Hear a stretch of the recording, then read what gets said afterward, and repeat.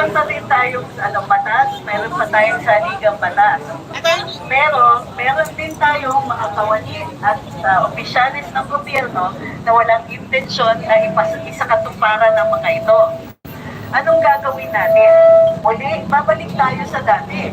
Maninindigan, magpupulong, magsasalita, magpapahayag. Yun po yun. Yun po ang paraan natin para i-address ang mga problema na bigay sa atin ng mga nakaupo sa pwesto. Attorney, yung Lunita Park consider as a freedom park? Hindi na, private na yan. Yung Lunita Park consider po ba na as a freedom park sa private park? Kete lang yun. Yung Lunita po, consider po ba sa freedom park or private na siya? Hindi na, private na yan. Freedom Park ng Luneta. Private na talaga. Ang Freedom Park, Liwasang Bonifacio. So, ang tingin ko Ninoy Aquino yata is also a Freedom Park. Hindi pa ako sure ha. Pero nakalista, na Google nyo naman kung ano yung mga Freedom Park dito. So pag Freedom Park, kahit kailan, hindi rin kayo pwedeng i-disperse, hindi tayo pwedeng i-disperse sa mga Freedom Park. Yes. Attorney Plus, matanong ko lang po, ano yung komento sa nilabas po nila ng manifest at support kay Dr. Marcos. Samantala po, inaapit naman at binabas ng Vice President Sara Duterte. May statement of support ang mga kongresista sa ating Pangulo. Pero magtatanong tayo, sinabi na ni Pangulo, ayaw niya ng impeachment. Anong klaseng suporta ba ang ginagawa ng Kongreso kung tutuloy nila yung impeachment?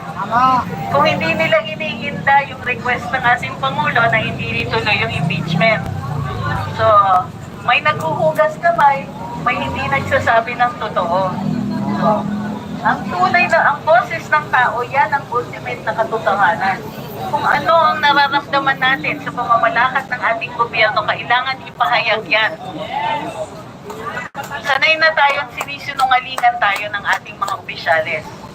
Pero hindi sila sanay na tayo yung nagsisinungaling. Then the voice of the people is the voice of God. Vox Populi, Vox Dei. Hindi lang po ganito yung gagawin natin pagpupulong.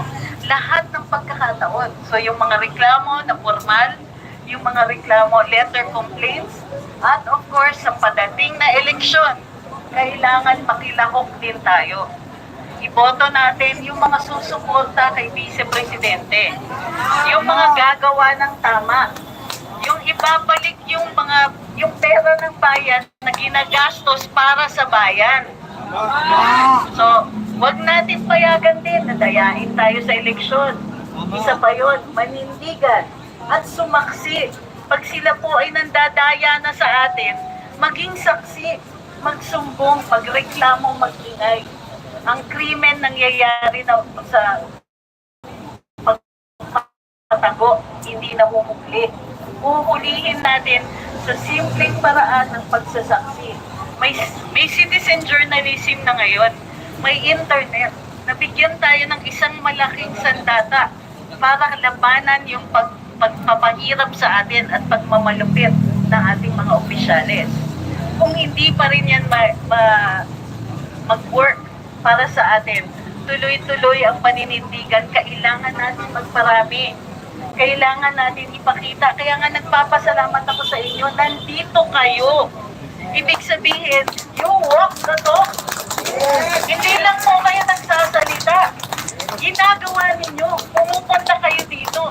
Tumitindig bilang saksi sa kasaysayan. Saksi sa pagmamalupit ng ating mga opisyalis. Saksi na tunay ngang ninanakawan tayo. Asan ang mga serbisyo? Bakit? Magiging masaya ba tayo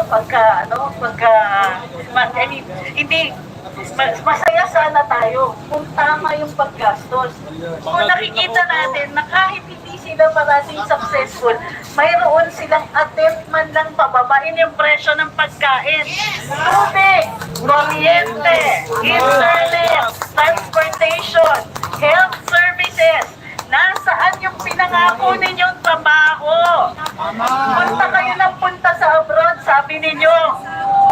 Foreign direct investments para may trabaho. Nasaan na? Alam mo, Ilang bilyan ang ginastos? ang marami ka.